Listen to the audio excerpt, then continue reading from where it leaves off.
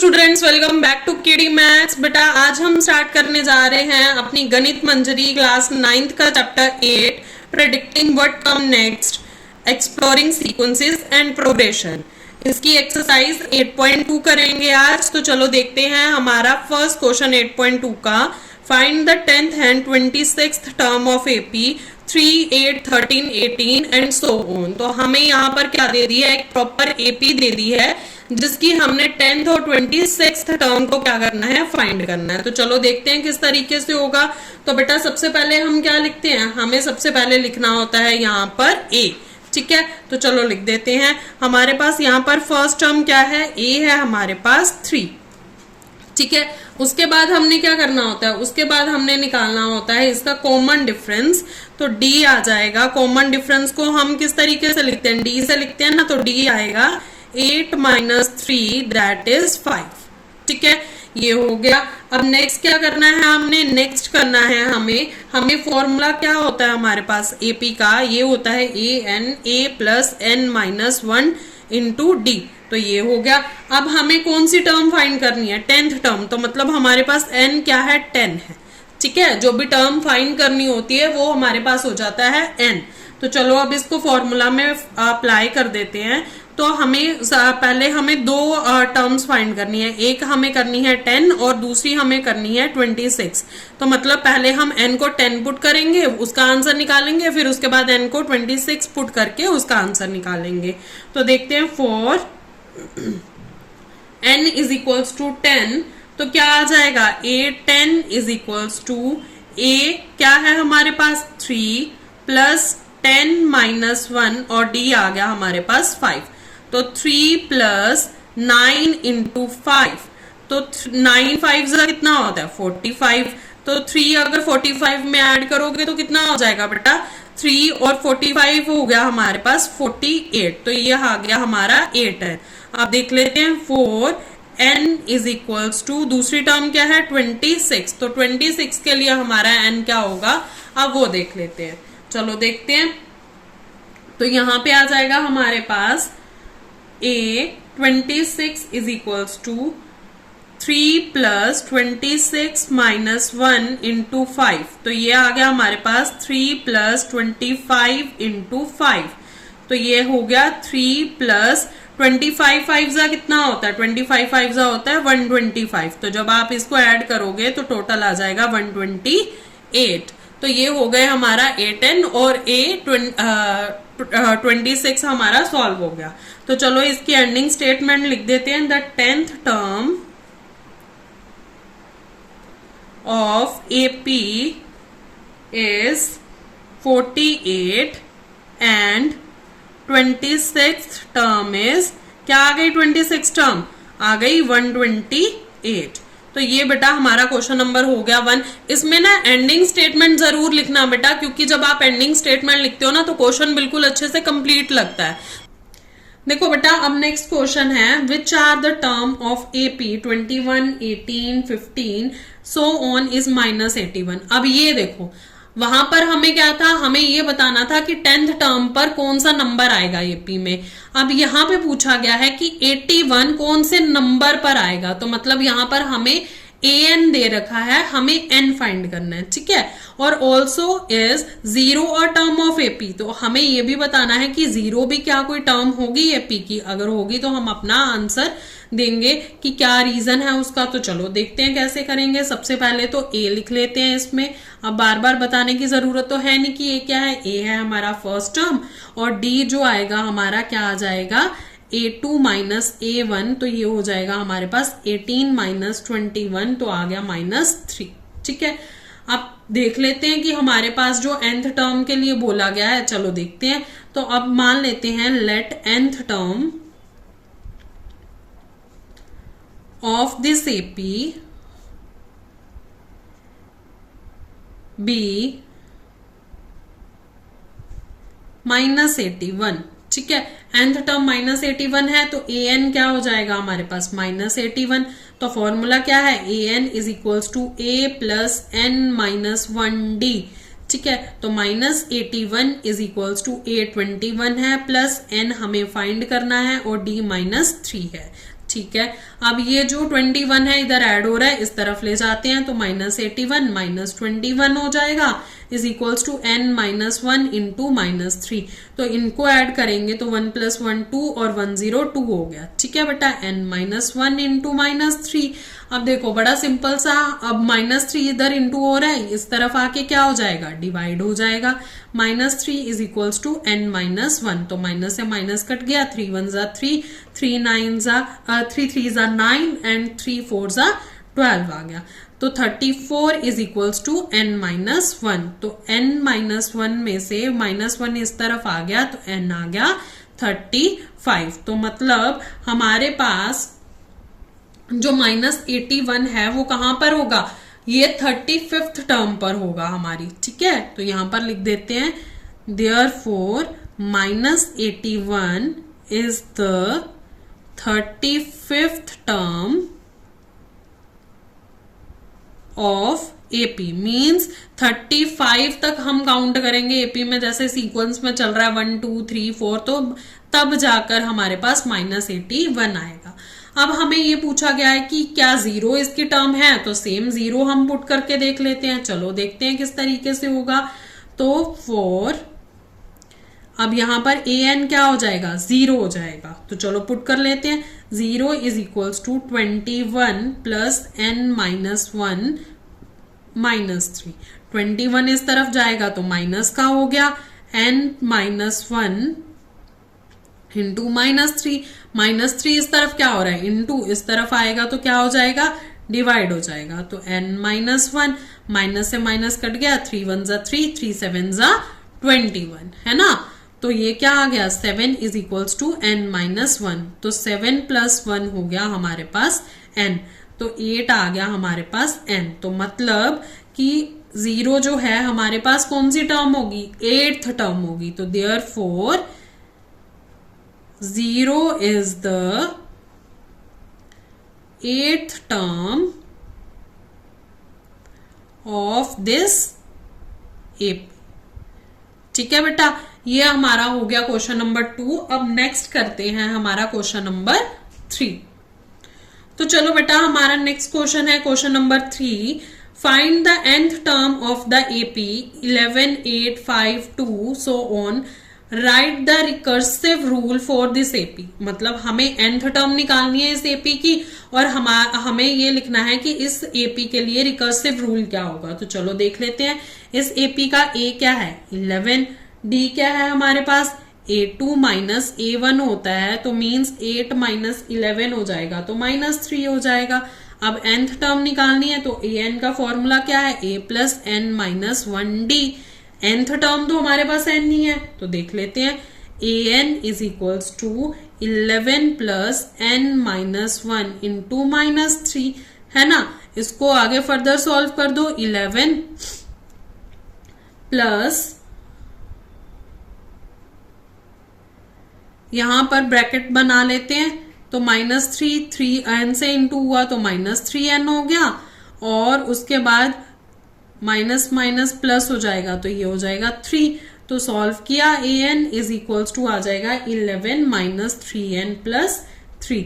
तो an की value क्या आ गई, 11 प्लस 3 कितना हो गया, 14 माइनस 3n। तो ये हो गया हमारे पास इसकी वैल्यू। ठीक है, तो अब देखते हैं आगे इसका रिकर्सिव रूल। तो रिकर्सिव रूल क्या होगा, रिकर्सिव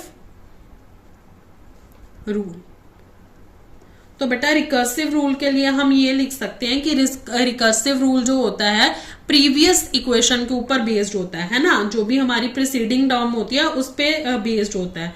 तो हम यहाँ से देख सकते हैं कि कुछ हमारे पास एक जो सीक्वेंस बना वो क्या बना कि 3 हर बार आएगा, है ना। 14 माइनस 3 इंटू n की यहाँ पर 1 2 3 नंबर्स चलेंगे, तो यहाँ पे लिख सकते हैं a recursive rule express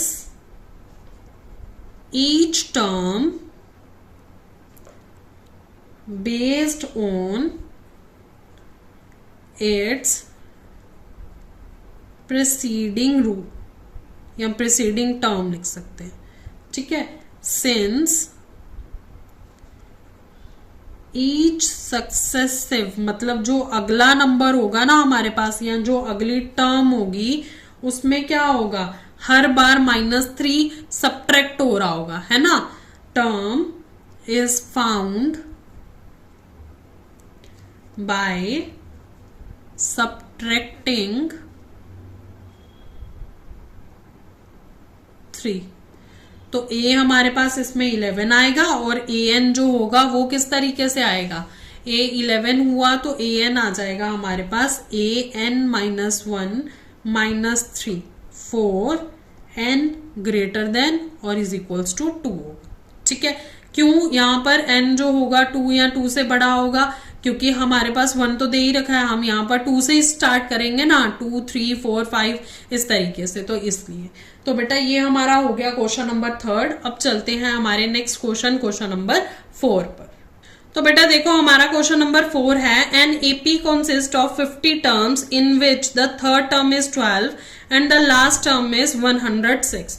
find the 29th term. अब हमें ये बोल रखा है कि एक एपी है उसमें 50 टर्म्स आ रही हैं, जिसमें से हमें उसकी 2 टर्म्स दे रखी हैं। कौन कौन सी टर्म दे रखी है, हमें थर्ड टर्म दे रखी है 12 है, और जो लास्ट टर्म है वो क्या है 106।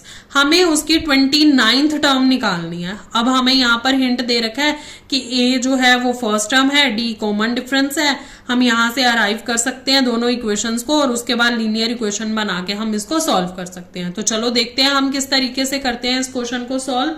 तो सबसे पहले हम लिख लेते हैं total number of terms. Total number of terms कितनी है हमारे पास 50 है ना। उसके बाद हमारे पास थर्ड टर्म क्या है, मीन्स हमारा A3 क्या है, वो है 12। और लास्ट टर्म क्या है हमारे पास, लास्ट टर्म क्या है हमारे पास, देखो बेटा अगर हमारे पास सीरीज में या सीक्वेंस में 50 टर्म्स हैं तो लास्ट टर्म तो A50 हुआ ना, तो means A50 is equals to है हमारे पास 106। तो लेट कर लेते हैं, यहां पर हमें हिंट दे ही रखा है कि ये फर्स्ट टर्म है, डी कॉमन डिफरेंस है, तो let a be first term and d B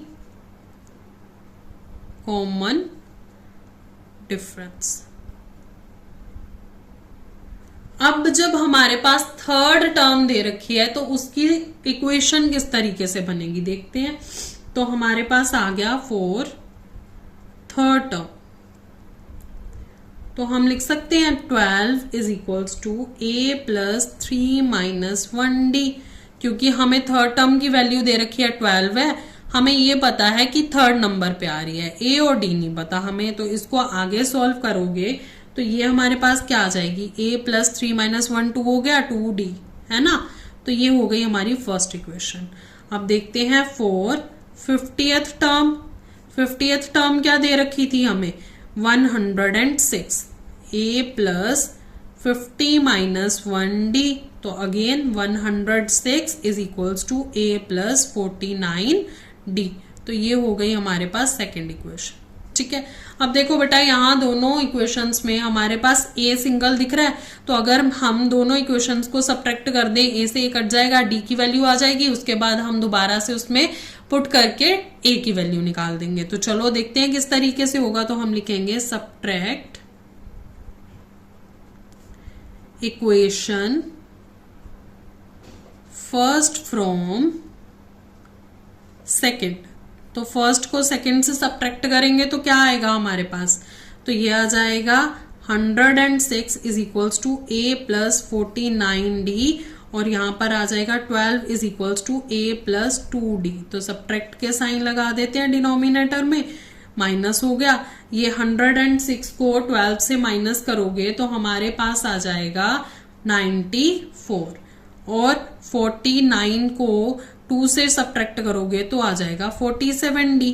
अब d इस तरफ रहने दो, 47 को उस तरफ ले जाओ, तो 94 divided by 47 is equals to d। तो देखो 47 1 जा 47, 47 2 जा 94, तो d की वैल्यू आ गई मेरे पास 2। अब मैं d की वैल्यू जो है किसी भी इक्वेशन में पुट करके, मतलब फर्स्ट इक्वेशन में या सेकेंड इक्वेशन में पुट करके a की वैल्यू निकाल सकती हूँ। हाँ बिल्कुल निकाल सकते हैं। तो चलो देखते हैं किस तरीके से निकालेंगे। तो हम लिख सकते हैं, देखो, put d is equals to 2 in equation, first में पुट कर देते हैं क्योंकि फर्स्ट इक्वेशन जो थी ना छोटी थी, कैलकुलेशन कम होगी। तो फर्स्ट इक्वेशन क्या थी हमारे पास, a plus 2d is equals to 12। तो a plus 2 into 2 is equals to 12। तो a plus 4 is equals to 12 हो गया। तो a की वैल्यू क्या आ गई हमारे पास, a की वैल्यू आ गई हमारे पास 12 माइनस 4 इज इक्वल्स टू 8। तो यहां से बेटा हमारे पास a भी मिल गया, d भी निकल गया। अब हमें निकालना क्या था, हमें ये निकालना था कि 29th टर्म जो है वो क्या होगी हमारी। तो चलो देखते हैं, कैलकुलेटिंग 29th टर्म। तो इसको किस तरीके से लिखेंगे, देखो a29 is equals to a plus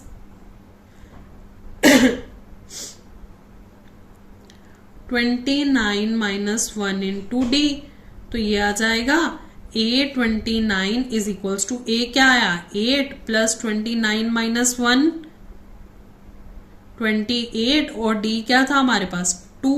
तो a29 is equals to 8 plus इनको इंटू करेंगे तो आ जाएगा 56। तो a29 क्या हो गया हमारे पास 64। तो हम यहाँ पे लिख सकते हैं therefore the 29th term of AP is 64।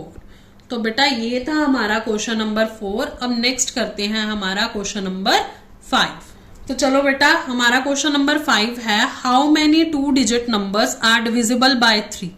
कितने 2 डिजिट नंबर्स हैं जो 3 से डिवाइड होते हैं, और हमें ये बताना है कि what is the sum of all these 2 digit numbers. अब इन सबका सम भी बताना है कि जो जो नंबर्स 3 से डिवाइड होते हैं अगर उन सबका सम करें तो वो क्या होगा। बेटा क्वेश्चन नंबर 5 और जो हमने अभी प्रीवियस क्वेश्चन नंबर 4 किया है दोनों ही एग्जाम पर्सपेक्टिव से बहुत इंपॉर्टेंट है। ठीक है, तो देखते हैं हमारा क्वेश्चन नंबर 5। देखो अब इसमें हम सबसे पहले ये देखें कि हमारे 2 डिजिट नंबर स्टार्ट कहाँ से होते हैं। तो देखो 2 डिजिट नंबर जो स्टार्ट होते हैं वो स्टार्ट होते हैं 10 से, है ना, क्योंकि 1 से लेके 9 तक तो सिंगल डिजिट नंबर्स हैं। 10 जो है वो फर्स्ट 2 डिजिट नंबर है। और लास्ट खत्म कहाँ पर होते हैं, देखो 10 से स्टार्ट होके खत्म कहाँ पे होते हैं, खत्म होते हैं हमारे 99 पे, क्योंकि 100 तो हमारा 3 डिजिट नंबर हो गया। तो मींस इन दोनों नंबर्स के बीच में हमें ये बताना है कि कितने नंबर 3 से डिविजिबल हैं, और जो नंबर आएंगे उनको ऐड करके हमें बताना है कि उनका सम क्या है। तो चलो देखते हैं 2 डिजिट नंबर्स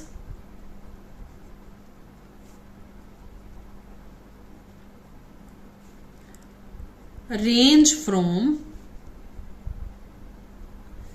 10 to 99 होती है ना। ठीक है, लिस्ट ऑफ 2 डिजिट नंबर्स बना लो। अब एक थोड़ी सी सीरीज बना सकते हैं हम कि जो हमारे 3 से डिवाइड होते हैं। तो देखो हम लिख सकते हैं the list of 2 digit numbers divisible by. तो देखो बेटा अगर हम 10 से स्टार्ट करें तो 10 तो 3 के टेबल में नहीं आता, 11 भी नहीं आता, लेकिन हाँ 12 आता है। तो मतलब पहला नंबर जो 2 डिजिट नंबर है हमारा 3 से डिविजिबल वो 12 है। नेक्स्ट 15 आता है, उसके बाद 18 आता है, देन 21 आता है, देन 24 आता है ना। ये तो हमारा 3 का टेबल ही चल रहा है। और अगर मेरे को लास्ट डिजिट बताना है तो देखो लास्ट डिजिट क्या है 99। क्या 99 डिविजिबल है 3 से, तो बिल्कुल है। क्यों है, क्योंकि 3 3 जा 9, 3 3 जा 9। तो मतलब जो लास्ट है हमारा वो है 99। ये हमें पता है कि भाई स्टार्टिंग के हम 10 12 मतलब हम 8 9 बता सकते हैं कि 12 15 18 21 24 27 है, उसके बाद 30 है, 33 है, 36 है। लेकिन हम कितने नंबर लिखेंगे, ऐसे तो बड़े सारे नंबर लिखने पड़ जाएंगे। तो हम इसको फॉर्मूला से सॉल्व करेंगे। तो यहाँ पे आ गया हमारा a जो है वो 12, d जो आ गया हमारे पास 15 माइनस 12 हो जाएगा, तो वो हो गया 3, है ना। अभी हमें नंबर ही तो बताने हैं कि कितने नंबर आते हैं। तो भाई सीधी सी बात है, हमें ये तो पता चली गया, हमें लास्ट टर्म मतलब an भी पता है, क्या है हमारे पास 99। फॉर्मूला हमें पता है an is equals to a plus n minus 1d होता है। तो means 99 is equals to 12 plus n minus 1 3। तो 12 इधर इंटू प्लस हो रहा है, इस तरफ आके क्या हो जाएगा सब्ट्रैक्ट हो जाएगा। तो बचा n माइनस 1 इंटू 3। तो 12 को सब्ट्रैक्ट करेंगे तो हमारे पास आ जाएगा 87 is equals to n minus 1। 3 इस तरफ इंटू हो रहा है, इस तरफ लाके डिवाइड कर दो। 3 1 जा 3, 3 2 जा 6, कैरी बचा 2, 2 27 हो गया। तो 3 9 जा 27 है ना। तो 29 is equals to n minus 1। तो माइनस 1 इस तरफ आके क्या हो जाएगा प्लस का। तो n की वैल्यू क्या आ गई हमारे पास 30। तो मीन्स हमारे पास 10 से लेके 99 के बीच में कितने नंबर हैं 2 डिजिट जो 3 से डिविजिबल होते हैं, वो हैं 30 नंबर्स। तो हम लिख सकते हैं so there are 32 digit numbers divisible by 3। ठीक है बेटा, अब ये हो गया हमारा फर्स्ट पार्ट। अब इन्होंने नेक्स्ट सेकंड पार्ट हमसे पूछा है कि उसका सम बताओ। किसका सम बताना है हमें 30 नंबर्स का। ये जो 30 नंबर्स आए हैं इनका सम बताओ। तो देखो हम एपी का ही सम फॉर्मूला इस्तेमाल करके हम लिखेंगे Sn is equals to n upon 2 a plus l। ठीक है, अब ये क्या है Sn का मतलब है जितने नंबर्स का हमने सम निकालना है, n वही आ जाएगा, नंबर्स आ जाएंगे। a है हमारे पास फर्स्ट टर्म, l है हमारे पास लास्ट टर्म। तो देखो हमें कितने नंबर टर्म्स का निकालना है सम 30 टर्म्स का। तो S 30 हो जाएगा 30 डिवाइडेड बाय 2। a है हमारे पास 12 और लास्ट टर्म हमारे पास क्या थी, लास्ट टर्म थी हमारे पास 99। इसको कट कर दो 15 आ गया। 15 और इनटू करेंगे हम 12 प्लस 99 करेंगे तो ये आ जाएगा 111। जब आप इसको मल्टीप्लाई करोगे तो बेटा आंसर आएगा 1665। तो ये हमारे पास क्या आ गया हमारा आंसर। ठीक है बेटा, तो हम ये कह सकते हैं, अब लास्ट एंडिंग स्टेटमेंट इसकी लिखनी है तो कैसे लिखेंगे, there are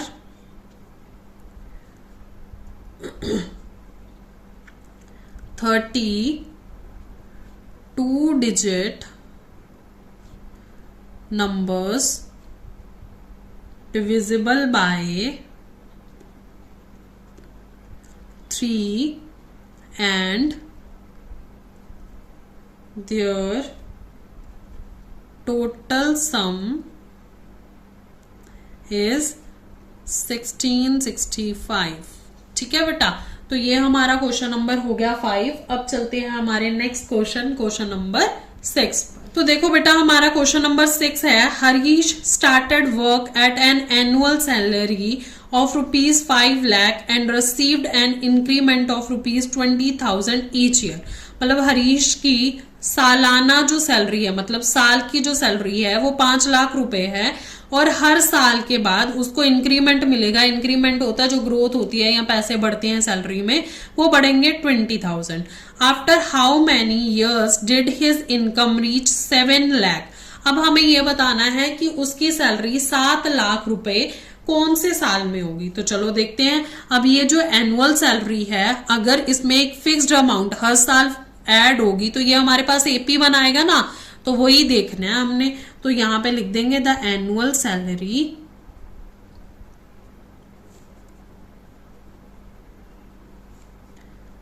values form an AP. एक एपी बनाएगा जिसमें ए हमारा हो जाएगा 5 लाख, डी हमारा हो जाएगा कितने का गैप पड़ेगा 20,000 का, है ना। और जो हमारी लास्ट टर्म है मींस एन है वो हमारे पास आ गई 7 लाख। हमें क्या बताना है, नंबर ऑफ मंथ्स बताना है। तो सिंपल हमारे पास फॉर्मूला है a n is equals to a plus n minus 1 d. तो चलो इसको अप्लाई करते हैं और क्वेश्चन को सॉल्व कर लेते हैं। an क्या है हमारे पास 7 लाख, a क्या है हमारे पास 5 लाख, प्लस n हमें पता नहीं है और d है हमारा 20,000। ठीक है, 5 लाख इस तरफ आके सब्ट्रैक्ट हो जाएगा तो क्या हो जाएगा हमारे पास 7 लाख माइनस आ जाएगा 5 lakh is equals to n minus 1 into 20,000।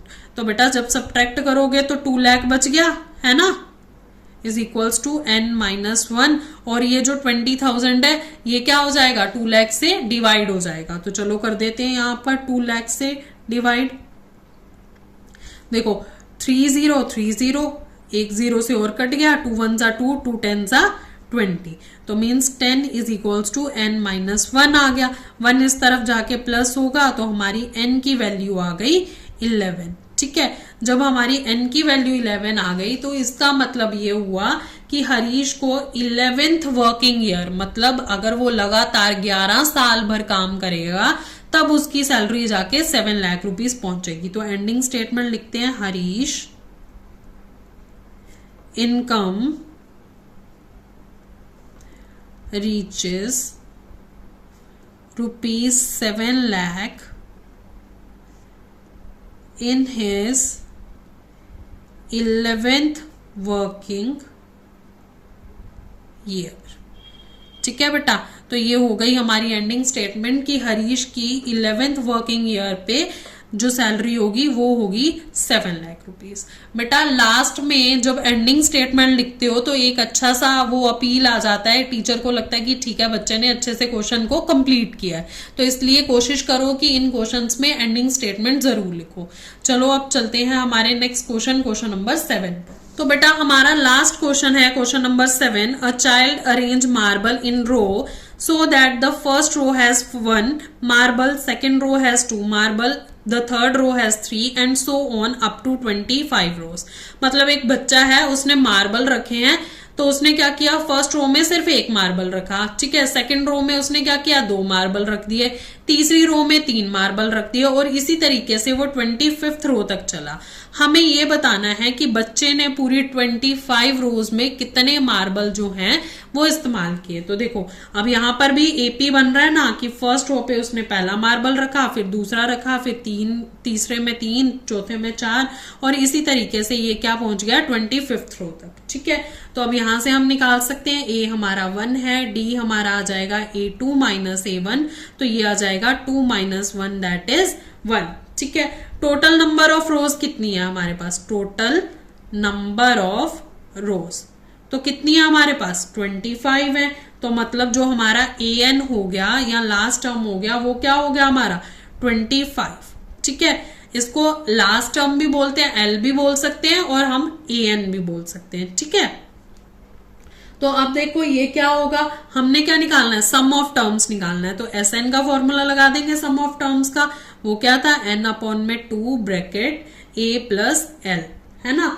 तो S25 निकालना मतलब 25 टर्म्स का हमें सम निकालना है, तो 25 डिवाइडेड बाय 2 और ये आ गया a है हमारे पास 1 प्लस लास्ट टर्म है 25 है ना, तो ये आ गया हमारे पास 25/2 इंटू 26। 25 प्लस 1 क्या हो गया 26। अब देखो 2 1 जा 2, 2 13 जा 26, तो 25 इंटू 13 करेंगे तो हमारे पास आंसर आ जाएगा 325। ठीक है, तो इसका मतलब बच्चे ने टोटल 25 रोज में कितने मार्बल्स यूज किए, उसने किए 325 मार्बल्स यूज। तो एंडिंग स्टेटमेंट लिख देंगे the child used a total of 325 marbles. तो बेटा ये आपकी एक्सरसाइज 8.2 हो गई कंप्लीट। अगर आपको कोई भी डाउट है आप मेरे को कमेंट सेक्शन में लिख सकते हो, मैं आपके डाउट को जरूर से सॉल्व करके आपको रिप्लाई करूंगी। नेक्स्ट वीडियो में हम इसकी नेक्स्ट एक्सरसाइज 8.3 सॉल्व करेंगे। अगर आपको वीडियो समझ में आ रही है तो वीडियो को लाइक करो, अपने फ्रेंड्स के साथ भी शेयर करो और चैनल को सब्सक्राइब करो।